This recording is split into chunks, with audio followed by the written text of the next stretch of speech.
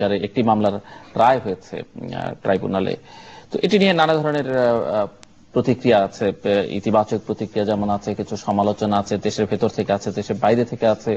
So doctor Tuhin মালিক একজন আইনজীবী হিসেবে আপনি যদি এই প্রক্রিয়াটি সম্পর্কে বলেন এবং এর রাজনৈতিক দিকগুলো যেগুলো আলোচনা এসছে, সময় খুব বেশি নেই আপনার জন্য, এই বিষয়ে 3-4 মিনিট যদি।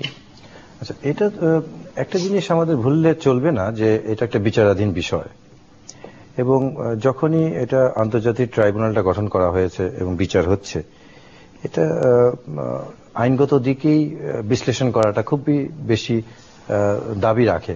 রাজনৈতিক বিষয় তো রয়েই গেছে এর সাথে। তো আমি একজনের রায় হয়েছে এবং যাদের এখনো যুক্তিতর্ক চলছে, মোটামুটি যে বিষয়গুলি আইনি বিষয়গুলা বড় দাগে 8টা কি 9টা পয়েন্ট নিয়ে কথা হচ্ছে। একটা তো হচ্ছে যে তথ্যগত বিষয় নিয়ে তো কারো কোনো দ্বিমত নেই। যে সমস্ত সাক্ষী এসছে, যারা জবানবন্দি হয়েছে, সেখানে সাক্ষ্যের গুণাগুণ দেখে হয়তো রায় আসবে।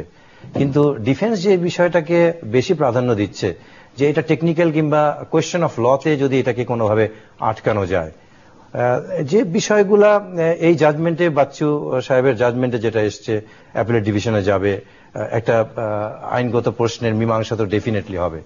একটা বড় ধরনের প্রশ্ন এসছে যে এটা তামাদি হয়েছে কিনা। একটা প্রশ্ন আসতে পারে যে 71-এর বিচার এতদিন পরে হচ্ছে, এটাও কিন্তু ডিফেন্স থেকে বলা হচ্ছে। প্রসিকিউশনও এটা নিয়ে অনেক যুক্তিতর্ক দেখাচ্ছে। দেখেন 1948 সনের আপনি যদি জেনোসাইড কনভেনশন দেখেন, কিংবা 49 সনের জেনেভা কনভেনশন দেখেন, জেনেভা কনভেনশনের আর্টিকেল 1-এও বলা হচ্ছে যে আপনি ক্রাইম এগেইনস্ট হিউম্যানিটি, মানবতার বিরুদ্ধে অপরাধ কিংবা যুদ্ধ অপরাধের ক্ষেত্রে কিন্তু কোনো লিমিটেশনকে রাখা হয়নি। ইভেন আমাদের ফৌজদারি কার্যবিধিতেও কিন্তু ক্রিমিনাল কেসের কোনো লিমিটেশন নেই। আরেকটা প্রশ্ন এই ট্রাইব্যুনালে ঘুরে ফিরেই আসে প্রসিকিউশন এবং ডিফেন্সে, যে 72 সনে যে আপনার কোলাবোরেটরস অ্যাক্টে কারণে এটা কি দুবার বিচার করা যাবে কিনা, এদের একবার ডাবল জেপার্ডির কথাটা বলা হচ্ছে। তো এখানে 72-এর যেটা ছিল ওইটা কিন্তু আমাদের দ্বন্দ্ববিধির তফসিল দিয়ে দেওয়া হয়েছিল, দ্বন্দ্ব পেনাল কোড যেটাকে বলি, পেনাল কোডের কোন কোন অপরাধের ক্ষেত্রে। আর আইসিটি যেটা করলো 73-র এই যে ট্রাইব্যুনালটা, যে আইনটা হয়েছে, সেটা কিন্তু স্পেসিফিকলি বলাই হচ্ছে যে মানবতা বিরোধী অপরাধের জন্য। আরেকটা আসপেক্ট এখানে সবসময় চলে আসে যে মূল আসামিদেরকে বাদ দিয়ে অ্যাকমপ্লিসদের, সহযোগীদের বিচার হবে কিনা।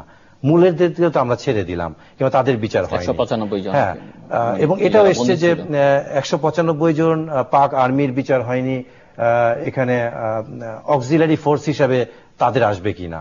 তো এখানে আইনে কিন্তু খুব স্পষ্টভাবেই বলা হচ্ছে যে তাদের সহযোগী যে সংগঠন ছিল কিংবা যারা সহযোগী শক্তি, এবং এই আইনে একটা বড় ধরনের ব্যাখ্যা করা হয়েছে। এখানে ইন্ডিভিজুয়ালকেও কিন্তু অপরাধী করা হচ্ছে, গ্রুপের সদস্য হিসেবে অপরাধী করা হচ্ছে, একটা গ্রুপকেও করা হচ্ছে। যে একটা মানুষ ব্যক্তি হিসেবেও যদি অপরাধ করে, গ্রুপ ছাড়াও, সেও কিন্তু যুদ্ধ অপরাধে চলে আসছে। এবং সবচেয়ে মজার দিকটা যেটা হচ্ছে যে 1974 সনে যে ত্রিপক্ষীয় চুক্তি হয়েছিল সাধারণ ক্ষমার, এখন যেটা বলা হয়ে থাকে যে এদের পক্ষ থেকে যারা অভিযুক্ত, যে সাধারণ ক্ষমতা করে ফেলেছে, কিন্তু এই সাধারণ ক্ষমতা তো কিন্তু হয়েছিল এক্সিকিউটিভ অর্ডারে, এটা একটা প্রশাসনিক আদেশ হয়েছিল।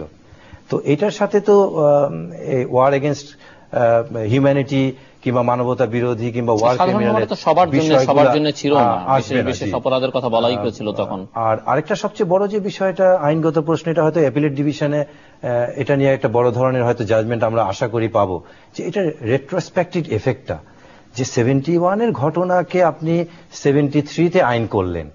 আমাদের আইনে বলা হয় যে আইনটা আপনি করবেন এটা পেছনের দিকে যাবে না, সামনের ঘটনা দিয়ে। যেমন আজকে যদি আপনি একটা আইন করেন যে মানি লন্ডারিং কিংবা অন্যান্য ক্ষেত্রে ডেস্টিনির ব্যাপারে যদি করেন, করে আপনি 20 বছর আগে 30 বছর আগে যে মাল্টি লেভেল যারা কাজ করছে তাদেরকে বিচারের আওতায় আনতে পারবেন কিনা, কিংবা রেপের এগেনস্টে যদি মৃত্যুদণ্ড এখন করেন, করে 20 বছর আগে যারা রেপ করেছে এখন যারা জেলে আছে তাদেরকে ফাঁসি দিতে পারবেন কিনা। তো আইন বলা হচ্ছে আইন পেছনের দিকে যাবে না।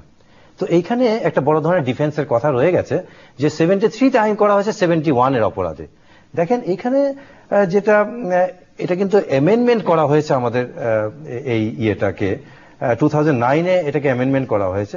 এবং 73 অ্যাক্টের আর্টিকেল 3 সাব আর্টিকেল 1 এবং 47 এর 3 কিন্তু এটাকে পারমিশন দিয়ে দেওয়া হয়েছে রেট্রোস্পেকটিভ এফেক্টকে। অনেক সময় আমাদের আইনে এটা হয় যে পেছনের ঘটনাকে এই স্ট্যাটিউটই বলে দেয় যে পেছনের ঘটনাকে তুমি করতে পারবে। তো আমি যেটা বলার চেষ্টা করছি যে এটার রাজনৈতিক তো প্রেক্ষিত ডেফিনেটলি রয়ে গেছে, রাজনৈতিক প্রেক্ষিত আপনারা আলোচনা করেন, মাঠে ময়দানে হচ্ছে, এটা যে একটা আইনগত বিষয় এবং এটা যে আইনের